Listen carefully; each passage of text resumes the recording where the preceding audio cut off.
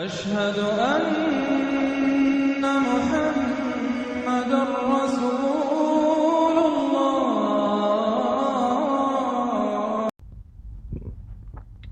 अस्सलामु अलैकुम रहमतुल्लाहि व बरकातहू। आज 24 जनवरी जुम्मा का दिन दोपहर के तकरीबन 2:15 बज रहे हैं, 2:15 के आसपास है। और आज की ये दूसरी वीडियो है। आज मैं सिर्फ 3 वीडियो बनाऊंगा, मेरी ड्यूटी है, ड्यूटी पे जाना है। तो मुसलमान और हिंदू सभी हिंदुस्तान के सोच लें, सभी को बताना चाहता हूं कि हिंदुओं, जो आपके बुलडोजर बाबा बोल रहे हैं ना कि बटोगे तो कटोगे, बटने से कटने का कोई ताल्लुक नहीं है। आप चाहे बाभन ठाकुर पंडित हो, चाहे यादव, अहिर, गरड़िया, सरोज, हरिजन हो, हिंदू तो हिंदू हो, है ना। सभी लोग मूर्ति पूजा करते हो, सभी हो ना। मुसलमान के साथ तो कोई नहीं है। आदिवासी बहुत दावा करते हैं, लेकिन जब मुसलमानों पर हिंदू हमला करते हैं, रात में हुकूमत बुलडोजर चलवाती है, कत्लेआम करवाती है, तो सारे हरिजन लोग जो है ना, समाजवादी पार्टी के लोग और तमाम जो आदिवासी दलित बोलते हैं, सब गायब हो जाते हैं। कोई भी लड़ने के लिए मैदान में नहीं उतरता। मुसलमान अकेले ही लड़ता है, चाहे मारा जाए, चाहे मरे, चाहे मारे। तो कहने की बात है, आखिर सब लोग पहले से हो तो क्या कटे हो? कौन काटा है तुमको? खामखा प्रोपेगेंडा कर रहे हो कि हिंदू धर्म खतरे में, हिंदू धर्म खतरे में, हिंदू खतरे में है, बटोगे तो कटोगे, लेकिन ये प्रोपेगेंडा है। अच्छा, मैं आपको ये भी बताना है कि एक बात तो मैंने आपको पिछली वीडियो में लेकर समझा दिया कि कटने की वजह जो है बटना नहीं है, आपके कटने की वजह आपकी सरकार का कुकरम है। बुलडोजर बाबा आपको बोल रहे हैं, आपकी सरकार बोल रही है कि बटोगे तो कटोगे, क्योंकि वो आपको जमा करना चाहते हैं कि हिंदू सब जमा हो जाएं एकता के नाम पर, और उसके बाद ताकि हिंदुस्तान को इस्तेमाल करना आसान हो जाए, पाकिस्तान को मारना, ईरान को मारना 2 न्यूक्लियर मिसाइल से, जो कि हर वीडियो में मैं बता रहा हूं। तो क्योंकि अंग्रेज जो है, वो अंग्रेज पूरे गल्फ के पेट्रोल पे कब्जा करना चाहते हैं वन वर्ल्ड गवर्नमेंट के लिए, जो एलिमिनेटी खुफिया एजेंसी का काम है। उनके षड्यंत्र पर हिंदुस्तान के हुक्मरान अमल कर रहे हैं, हिंदुओं को बेवकूफ बना रहे हैं कि बटोगे तो कटोगे। कटोगे, लेकिन क्यों कटोगे? इसलिए कटोगे जो तुम मुसलमान के खिलाफ, इस्लाम के खिलाफ कदम उठा रहे हो। मुसलमानों को कत्लेआम कर रहे हो, मुसलमानों के घरों से पुलिस उठा के ले जा रही है और काट के फेंक दे रही है, मार के फेंक दे रही है। मुसलमानों के घरों पे बुलडोजर चला रही है, मुसलमानों के मस्जिदों पे बुलडोजर चला रही है, मदरसे पे बुलडोजर चला रही है, मुसलमानों के और बहुत सारी जगहों पर बुलडोजर चला रही है। और अभी अभी जो ताज़ा बहुत ज़बरदस्त कमेंट किया है बुलडोजर बाबा ने कि वक्फ की ज़मीन की जाँच करवा रहे हैं, 1-1 इंच ज़मीन को कब्जा करके वो गरीबों में बांटेंगे। झूठ बोल रहे हैं। वो गरीबों में बांटना होता तो गरीबों के घरों पे बुलडोजर कैसे चलाते? चलो, ये एक बात मैं कुछ और बताना चाहता हूं, इसलिए बुलडोजर बाबा की इस झूठ की बात की तरफ नहीं जाता। बटोगे तो कटोगे, मुझे इस पे बात करनी है। और आज आपको ये बताना है कि जो हिंदुस्तान में भविष्यवाणी है, जरा हिंदुओं उस पर भी गौर कर लो। आप जो कटने वाले हो, जब आप मुसलमानों पे हमला करोगे, यानी पाकिस्तान ईरान पे जब हमला होगा, जब आप पाकिस्तान पे हमला करोगे, उस वक्त दुनिया भर के मुसलमान मिलकर आपका मुकाबला करें या फिर आप पर हमला करें। आपके हमले से पहले किसी को भी डर हो जाएगा कि अब हमारी जान, माल, दौलत, इज्जत सब खतरे में है। ये लोग सब मस्जिदों पे बुलडोजर चला रहे हैं, मुसलमान कौम के घरों पे बुलडोजर चला रहे हैं, इस्लाम को बारे में गलत सलत बोल रहे हैं और इस्लाम को मिटाने की कोशिश कर रहे हैं। तो हो सकता है मुसलमान ही सब जमा होकर, खड़े होकर हमलावर हो जाए हिंदुस्तान पर, या फिर हिंदुस्तान जब अंग्रेजों के इशारे पर जाके मुसलमानों पर हमला करेगा, पाकिस्तान पे हमला करेगा, तो उसको जब जवाब दिया जाएगा, तो उस जवाब में दुनिया भर के मुसलमान मिलेंगे और हिंदुस्तान को जवाब मिलेगा। उस पर हिंदुस्तान पे जब कब्जा हो जाएगा तो हिंदुओं का फिर कत्लेआम होगा। याद रखो, लेकिन कत्लेआम इसलिए होगा कि तुमने मुसलमानों के घरों में बुलडोजर चलाया है, तुमने मुसलमानों के लोगों को, बेगुनाहों को कत्लेआम किया है, तुमने मुसलमानों की मस्जिदों पे बुलडोजर चलाया, तुमने इस्लाम के खिलाफ, इस्लाम को नुकसान पहुंचाने का कदम उठाया, इसलिए कटोगे। तुम हिंदू आपस में बटोगे तो इसलिए तुम कमजोर हो या ताकतवर हो, इसलिए मुसलमान तुम्हें काटने नहीं आएंगे। बात समझ लो हिंदुओं।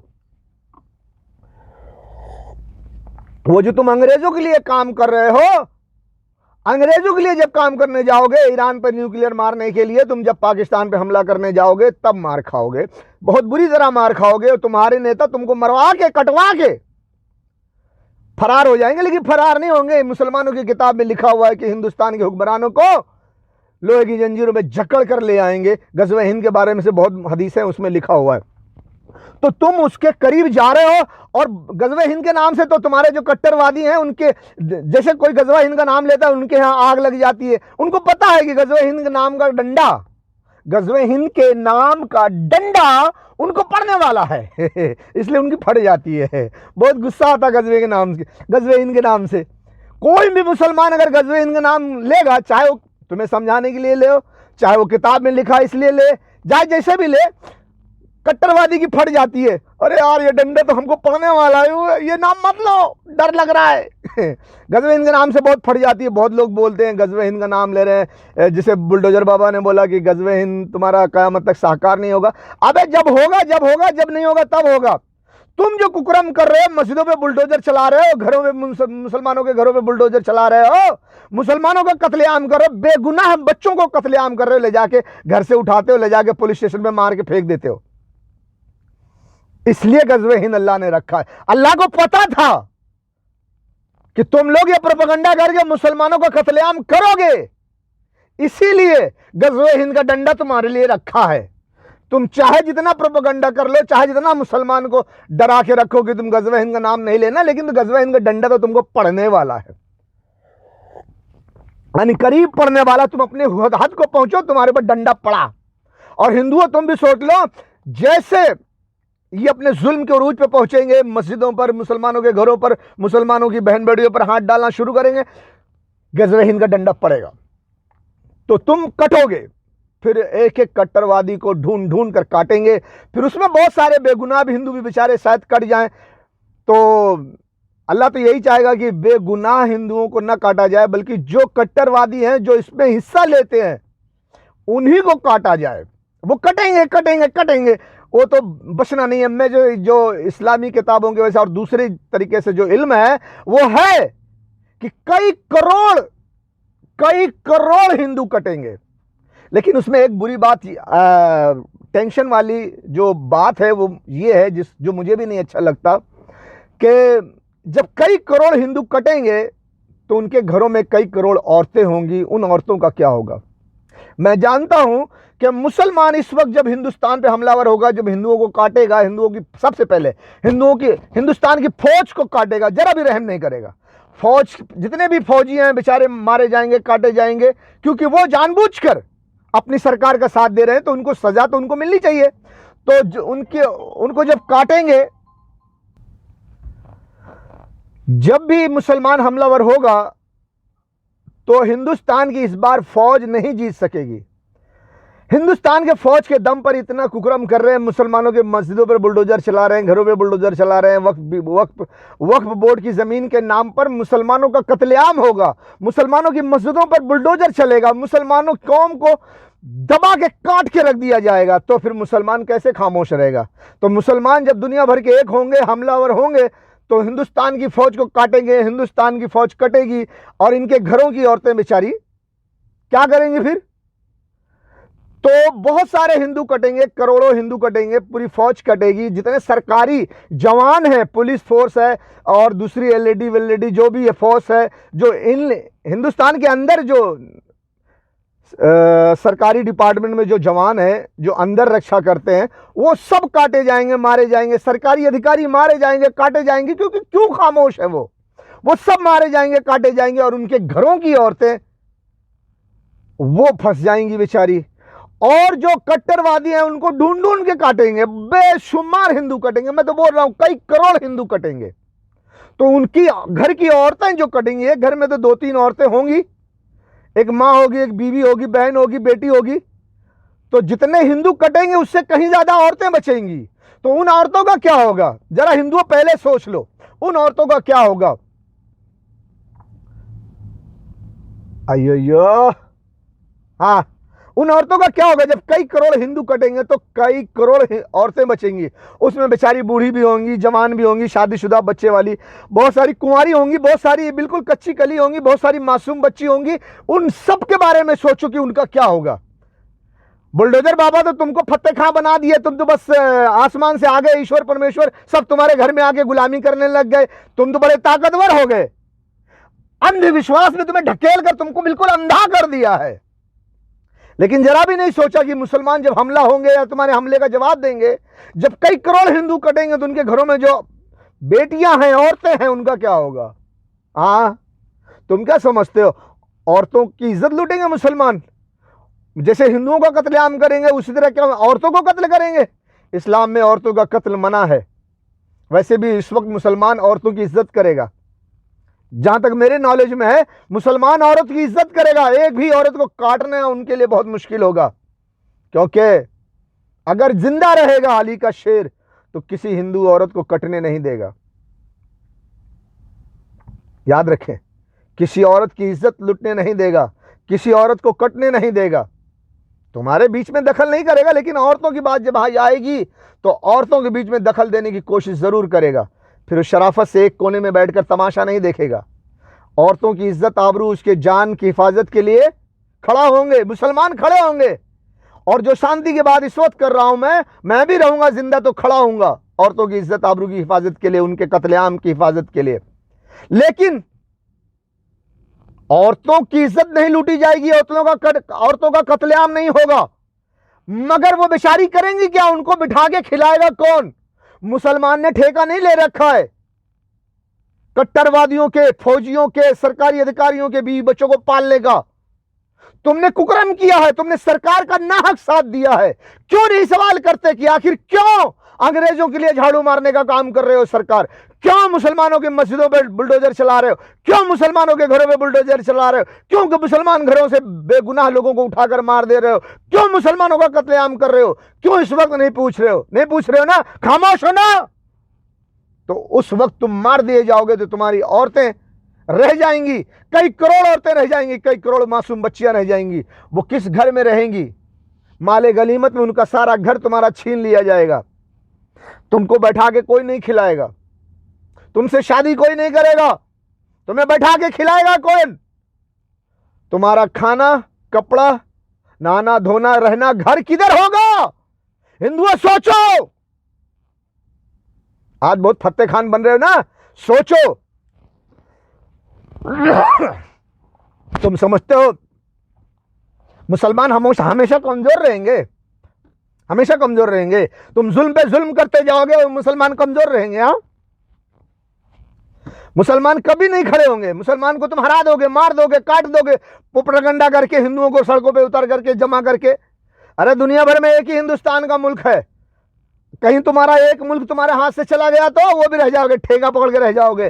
सोचो, बर्बादी से पहले सोचना चाहिए।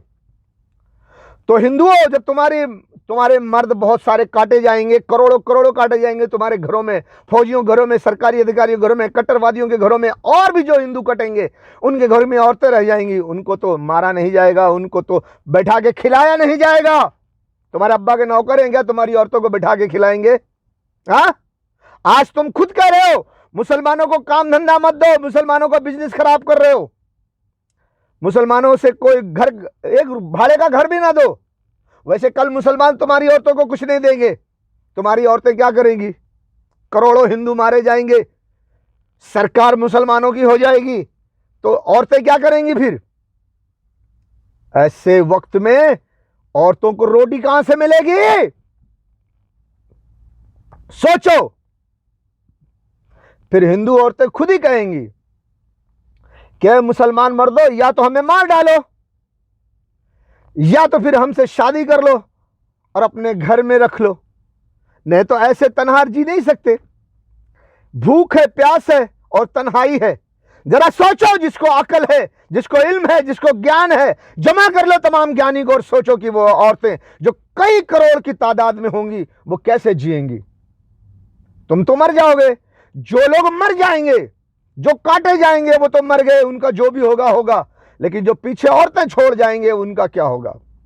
और जो हिंदू रहेंगे, जो इस वक्त अच्छे हिंदू हैं, जो इस सरकार पे विश्वास नहीं करते, वो रहेंगे, अपने बीवी बच्चों के साथ रहेंगे, खुश रहेंगे, उनका मुल्क है, वो अपने मुल्क में रहेंगे।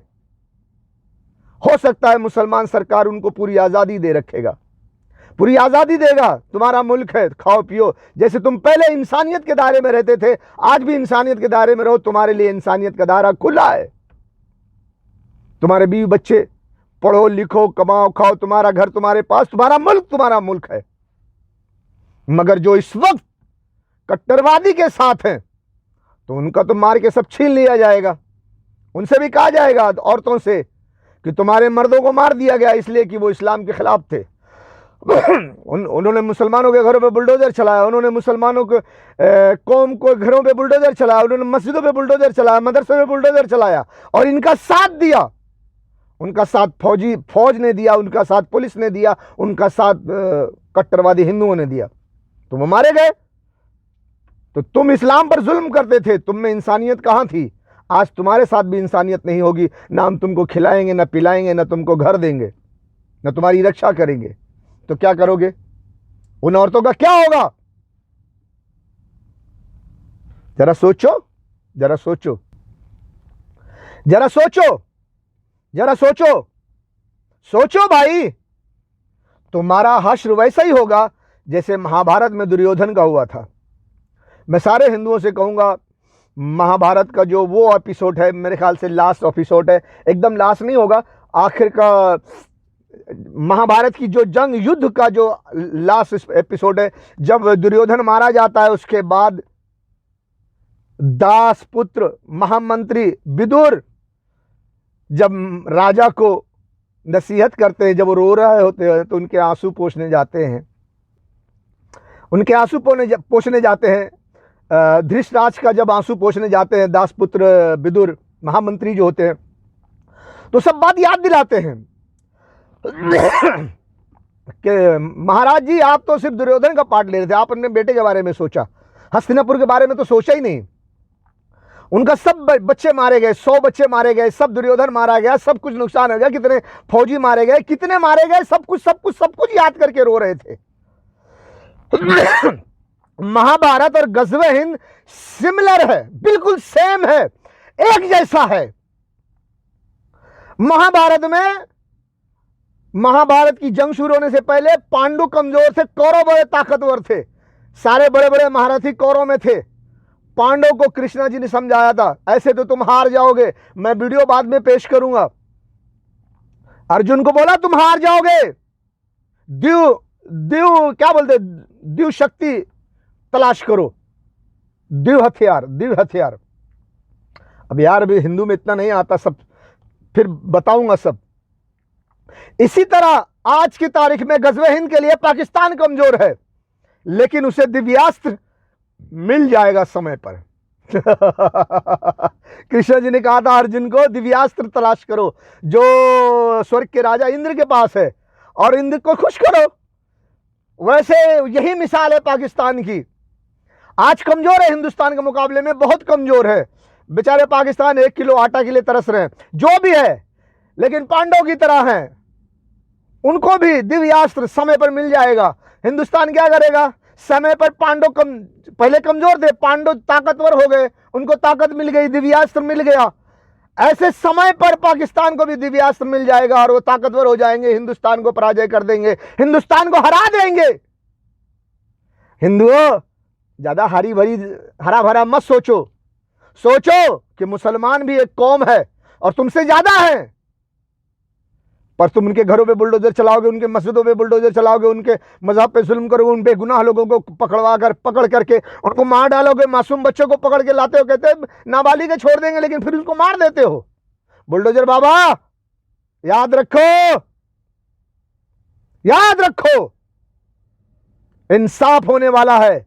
जो कोई जुल्म करता है, जब अपने जुल्म के उरूज पर पहुंचता है, तो फिर उसका शिकंजा तोड़ने के लिए, मोड़ने के लिए, उसका जहरीला फन कुचलने के लिए किसी न किसी को आना पड़ता है।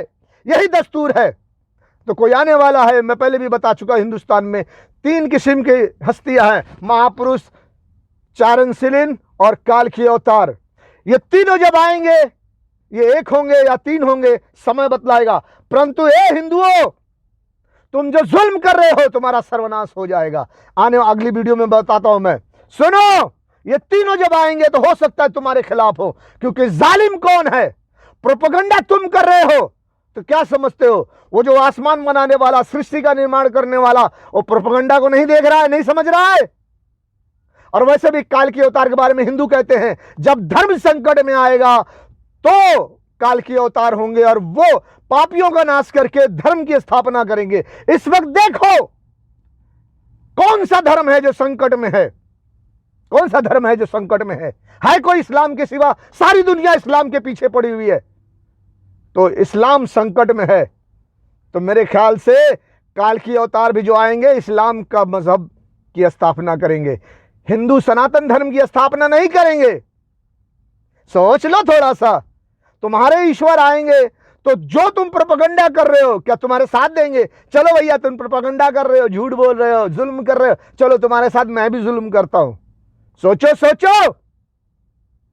हाँ, तुम्हारी गुलामी करेंगे, तुम्हारे कहने पे चलेंगे?